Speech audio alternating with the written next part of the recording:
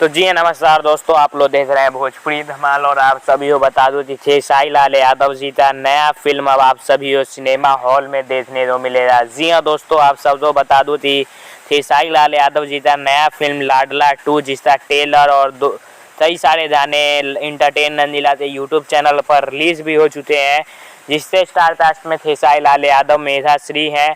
तो यही फिल्म अब 22 तारीख यानी कल से सिनेमा हॉल में लगने वाली है। जी हाँ दोस्तों, और आप सब प्रमोशन की बात करें तो प्रमोशन इसका थोड़ा सा भी नहीं किया जा रहा है। यहाँ तक कि अभी इस फिल्म का ना ही जहाँ तहाँ पर रिलीज हो रही है वो लिस्ट आया है और ना ही खेसारी लाल ने लाइव आकर बताया है। सिर्फ और सिर्फ एक डेट डाल दिया गया है 22 दिसंबर को रिलीज सिनेमा हॉल, और उसे पोस्टर तो सोशल मीडिया पर अपलोड कर दिया गया है।